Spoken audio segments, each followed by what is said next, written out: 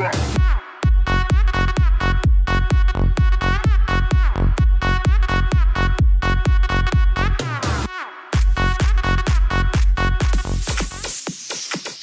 este video vamos a analizar los recorridos de las funciones trigonométricas y a partir de estos obtener los posibles valores que pueden tener estas funciones. Para ello hemos elaborado esta tabla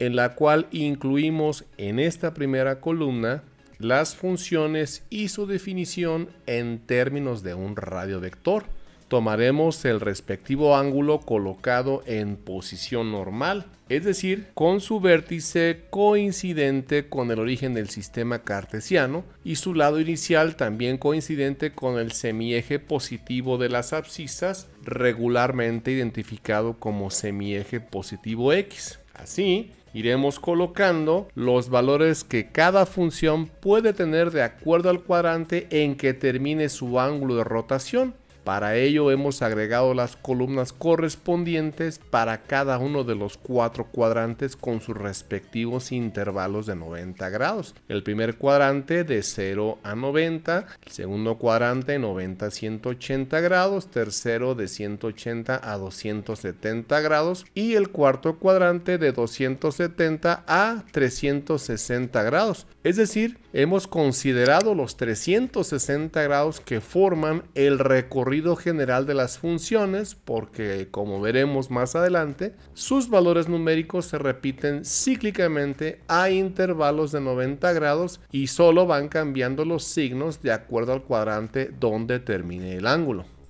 Para entender mejor e incluso visualizar los recorridos de las funciones, vamos a hacer uso de la circunferencia gonométrica conocida como circunferencia unitaria.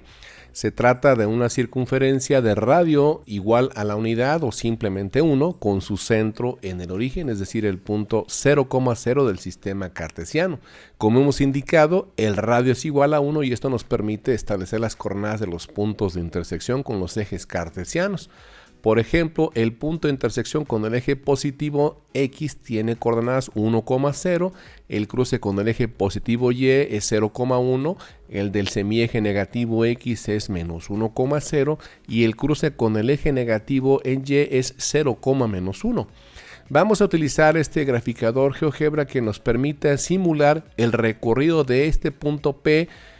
como radiovector generalizado por el perímetro de la circunferencia. Como hemos mencionado, el radio de esta circunferencia unitaria será precisamente el radiovector, es decir, el valor de R que aparece en las definiciones es 1, por lo tanto los cocientes de las funciones trigonométricas se simplifican considerablemente. Así podemos ver, por ejemplo, que la función seno que es Y entre R, es decir, Y entre 1 se simplifica a simplemente el valor de la ordenada Y.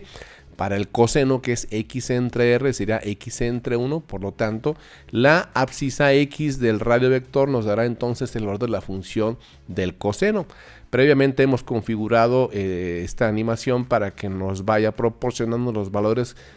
cambiantes que tenga de acuerdo al ángulo. Así, por ejemplo, si iniciamos justamente en el ángulo 0, podemos identificar que evidentemente no habría ordenada porque el punto estaría pegado justamente sobre el eje de las X, por lo tanto la función seno es 0.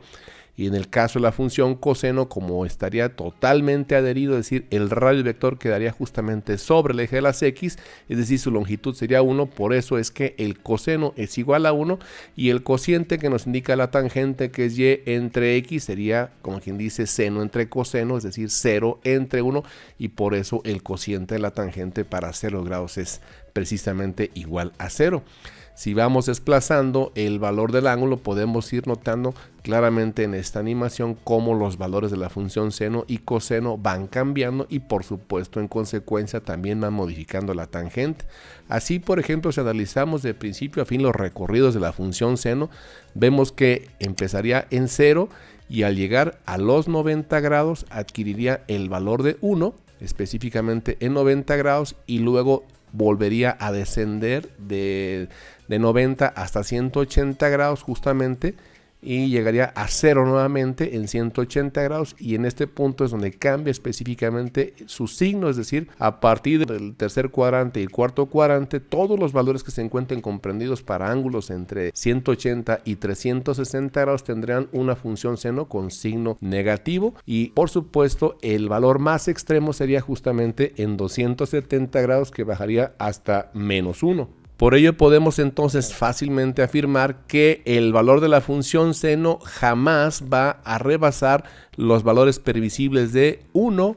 y -1. Serían sus valores máximos. El caso de la función coseno tiene características relativamente similares, solamente que la función coseno empieza en 1 y por supuesto conforme va subiendo el ángulo, el valor de la abscisa va reduciéndose, y por ello es que la función coseno va pasando de 1 hasta 0 en el caso de 90 grados, y a partir de 90 grados va al sector negativo, porque la abscisa tendría justamente su posición, su ubicación en el sector negativo del eje X, y por eso es que la función coseno adquiere valores negativos. Para este cuadrante, todo el segundo y tercer cuadrante estaría en el lado izquierdo, es decir, hacia donde el valor de la X es negativo. Por eso los valores también comprendidos en el tercer cuadrante, como es este caso, podemos observar que también el valor de la función coseno sigue siendo negativa, y hasta llegar a partir del ángulo 270 grados, que es justamente donde llega de nueva cuenta a 0 en este punto, y por supuesto la función coseno sería negativa y vuelve a iniciar su recorrido hacia el sector positivo. Es decir, en este caso también podemos afirmar que la función coseno, si bien empieza en un punto distinto, también tiene valores posibles entre 1 y -1 justamente.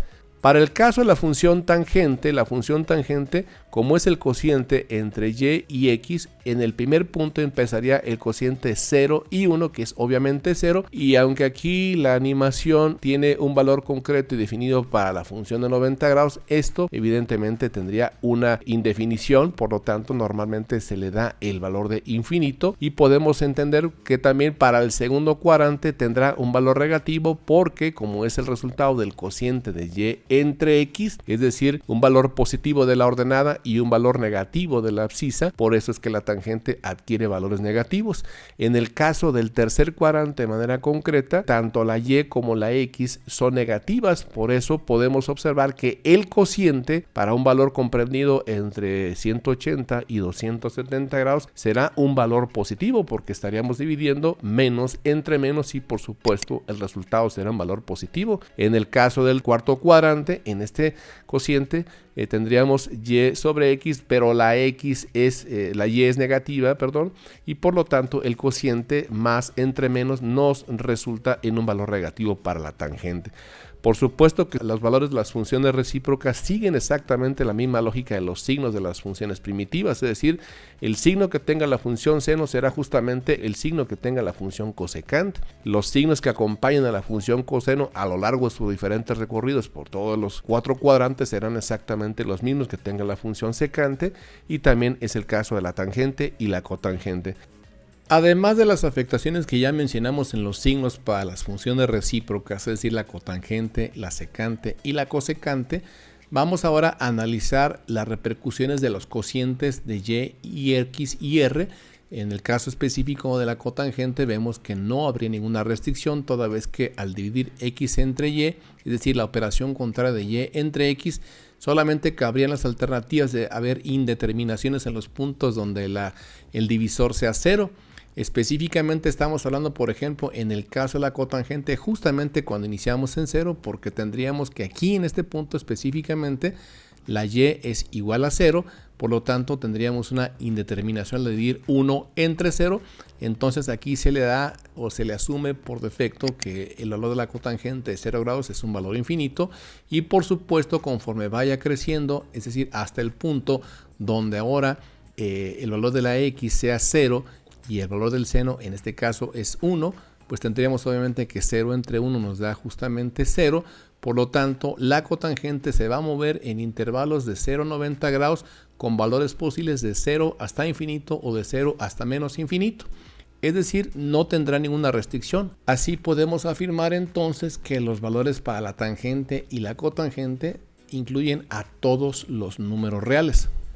Para el caso de las funciones secante y cosecante, que son recíprocos o funciones inversas de la función seno y coseno, podemos observar que al tener tanto a x como a y dividiendo precisamente al valor 1, que es el del radio vector, podrían existir las indeterminaciones precisamente cuando tanto x o y sean iguales a 0. Por ejemplo, en este punto específico, cuando estamos en 0 grados, evidentemente el valor de y estaría en 0 y por lo tanto la cosecante estaría indeterminada. Y en este caso, la secante, que sería 1, tendría precisamente el cociente 1 entre 1, lo cual nos lleva a afirmar entonces que la secante empieza en 1 y la cosecante vendría desde el infinito, y por supuesto esto va a irse modificando conforme el ángulo vaya creciendo. En este caso podemos observar que la x está tendiendo a ser cada vez más pequeña y específicamente el valor de y empieza a crecer, por supuesto, hasta llegar al ángulo 90 grados, que es justamente donde tanto x como y adquieren sus valores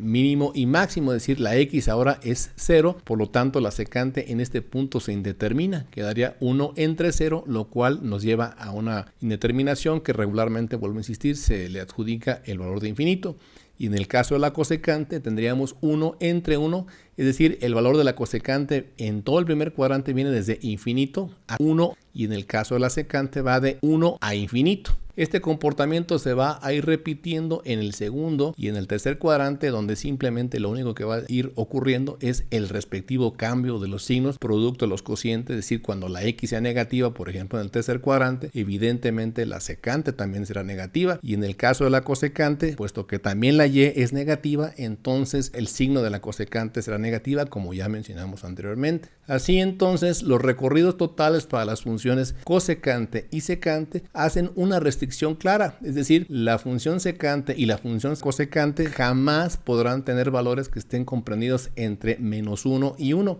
es decir, tendrán que ser valores de 1 hacia el infinito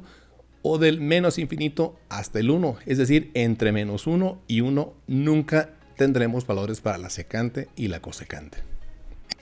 A partir de todo lo comentado podemos presentar los resultados resumidos en esta tabla. La función seno y coseno entonces tendrá un recorrido desde valores de -1 a 1.